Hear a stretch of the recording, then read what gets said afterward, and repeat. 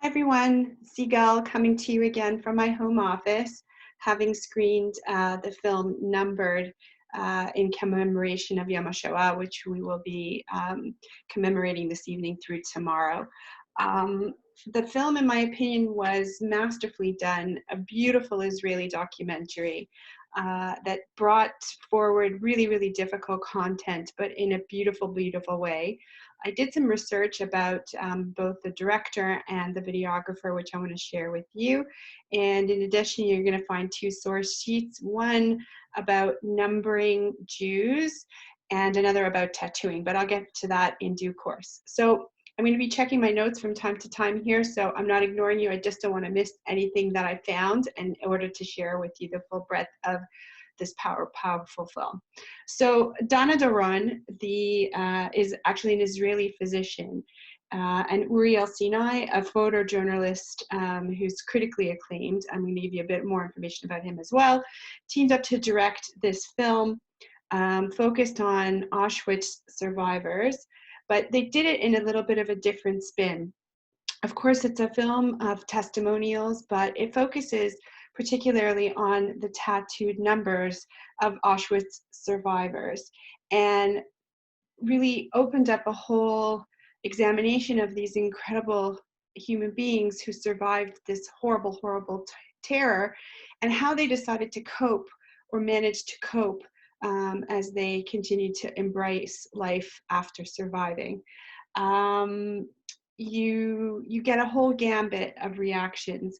Of course, you get the very powerful imagery of one woman who felt, as I'm sure most of us can agree, branded like cattle. Likely, this was in fact, I would postulate, a big reason why the Nazis decided to number, just among the many, many degradations that our people had to suffer in the concentration camps. But on the other side of the gambit, you have another character who really, he looks at that number as a badge of honor, having survived and putting that chapter of his life behind him. It was really interesting when I found out why Dana Doron, who is a physician, decided to delve into the Israeli documentary film world to make this film Numbered. It turns out that in her work in the emergency, there was one particular elderly woman who they found would come to the ER from time to time. And whenever someone came to attend to her, she would very quickly move the conversation in direction to the tattoo on her arm and use that opportunity to tell her story of survival from Auschwitz. Donna came to realize that if this, and when she spoke to the woman's daughter, in fact, she did confirm that this was her mother's way of coping and her mother's way of bearing witness and testifying to the atrocities to make sure that these stories weren't forgotten, that the survivors weren't forgotten, but also as a way for her to cope.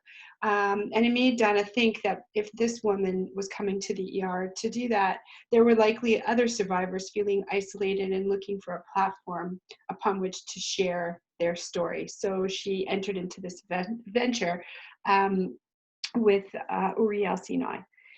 The film, according to a number of reviews that I read and my own sort of personal feelings having watched it, it was extremely, extremely powerful, very difficult, obviously, to watch, but beautiful in that it really, I think, focused our attention on the fact that we need to remember how much people count, how much individuality counts, how much was stripped from us in these camps, and how much we fought to regain post-Holocaust. It was featured originally in the Jerusalem Film Festival. It, as I said, focused very purposefully on the tattooed number. I think the film, as I mentioned, was so beautiful to watch because it was, although it was extremely low budget, it was just masterfully done, bringing these faces, these characters, these lives, these human lives to the forefront with this black background, the black and white photography, and of course identifying them by their number, but then also giving back each number a name, the name that was stripped from them in the camp that was returned to them in this film, and by the story that they were um, allowed to survive and share with the generations to come, and that are immortalized in this incredibly valuable film. Um, a little bit more about Uriel Sinai. So he is, as I mentioned at the beginning, a very, very critically acclaimed photojournalist. He covered the Israel's disengaging from the Gaza Strip in 2005, where he received the World Press Photo Prize. In 2009, he scored a second place prize for his coverage of the war in Georgia. In 2008, he was named Magazine Photographer of the Year. He also has accolades from as far as China and Japan in 2008 and 2007.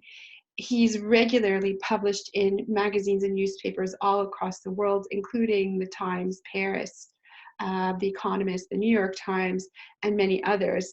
In 2011, he actually ventured into the world of video. He has been responsible for primetime news campaigns in the magazine show in Israel called Uvda. He's also been hired by a number of candidates for them to have him do his campaign videos. And then in 2012, he worked with Dana Doron to create this film.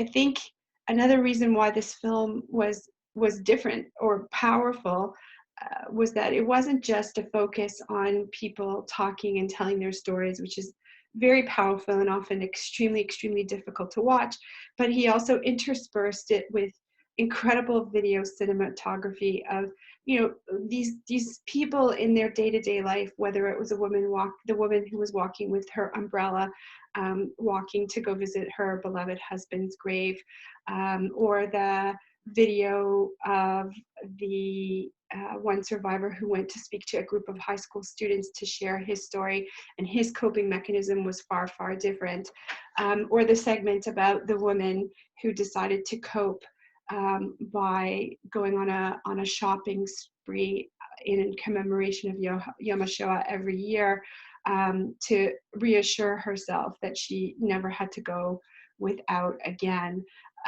All of it masterfully and powerfully captured, in my opinion, by Uriel Sinai.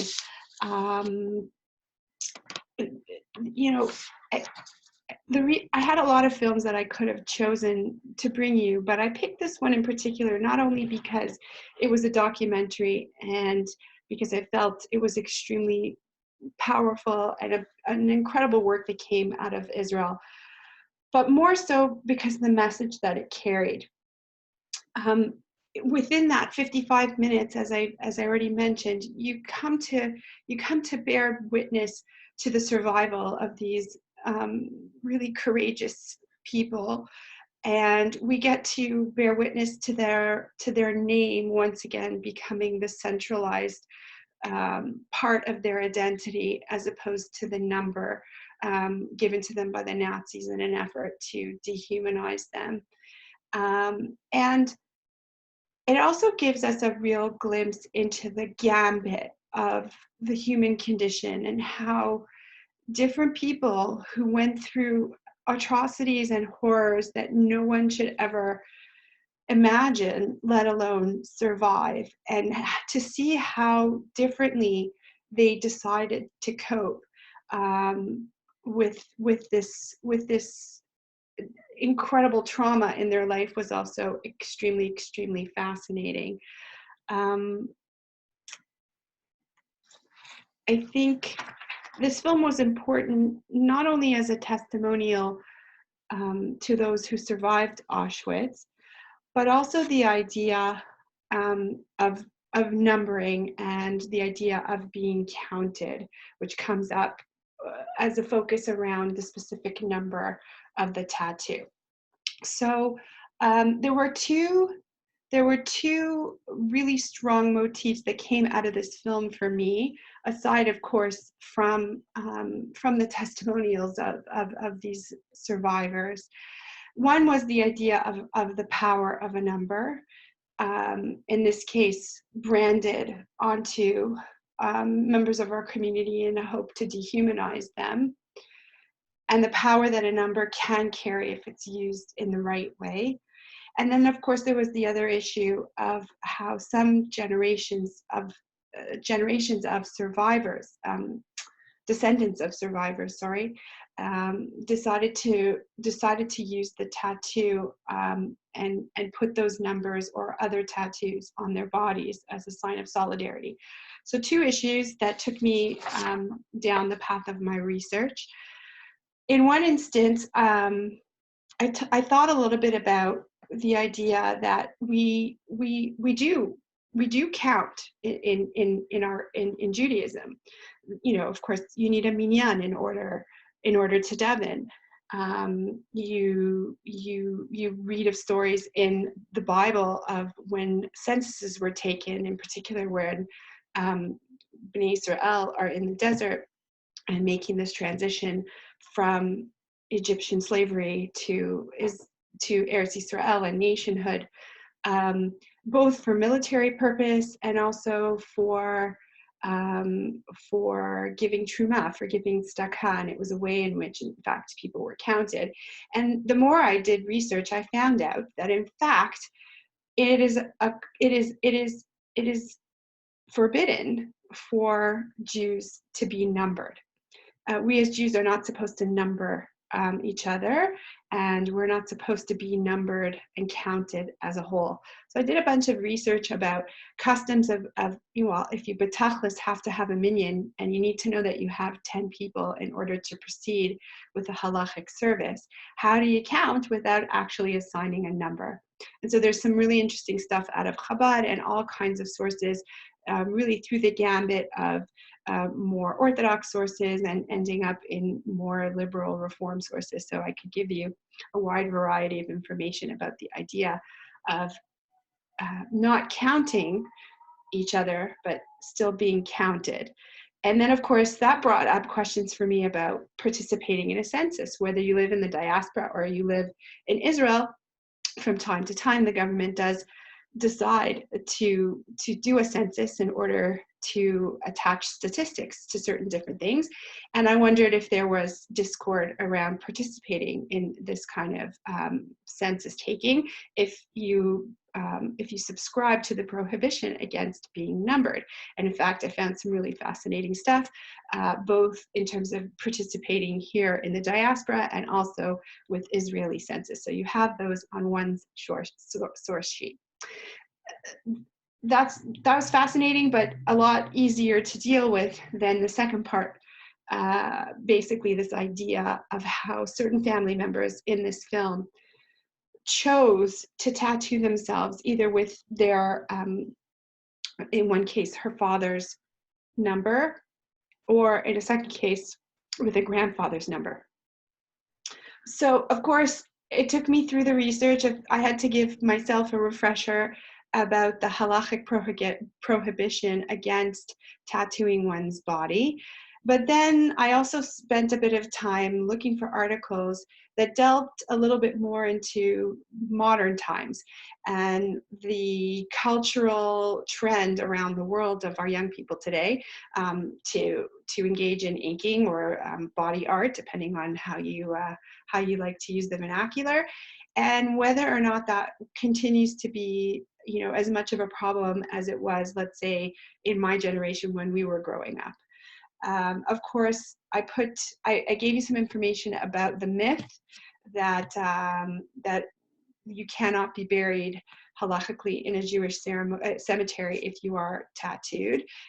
Again, while there may be some more orthodox cemeteries who have their own policy, there is no prohibition biblically about being buried in a cemetery if you're tattooed. But I gave you some articles, really fascinating articles out of modern Israel, where this, you know, like here in North America, tattooing has become a very a cultural trend among our young people. It's becoming much more and more prevalent, both within the Jewish community and out of the Jewish community, to tattoo one's body. And so I brought you a bunch of articles that I'm hoping you'll take some time to read. In particular, one article out of the New York Times having to do specifically with commemorating Holocaust survivors by tattooing one's body with those numbers, and another one out of Maclean's magazine, which I also found fascinating. You know, and you'll also see some articles from Modern Israel, where, you know, despite the fact that it is a Jewish state under Jewish law, there are plenty of tattoo parlors that you can go and get tattooed in Israel. There's also an extremely fascinating article by Hillel International, not to be missed, which really brings the young person's perspective about why certain young people are leaning in the direction of tattooing, and not only just tattooing, but tattooing with Jewish content. And so, of course, the question then becomes for me, where do I stand on this issue? And I really have to say that I am truly, truly struggling. For a couple of reasons. First of all, obviously the way that I was brought up, this was taboo, this was a no-no, this is not something meant to be done by a self-respecting Jewish person. We have a biblical prohibition against defacing our body. The body belongs, the body is really on loan, it's not from God, it's not meant to be defaced. Of course, you know, also tying into the connection, sadly, to the Nazis and to the Holocaust, and the negative connotation of that tattoo brand that was forced upon so many that survived and so many that didn't.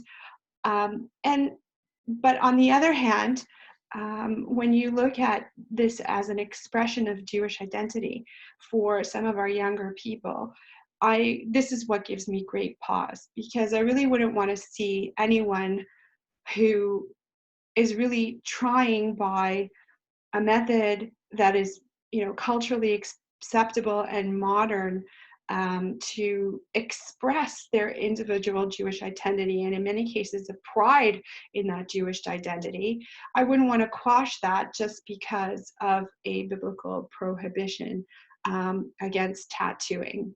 And certainly I wouldn't want to quash that in the spirit of, you know, some of the cultural associations that I grew up with, namely that, you know, only the bad boys and the motorcycle gangs and the criminals would tattoo their bodies. This is obviously no longer the case today, and really has to give one pause.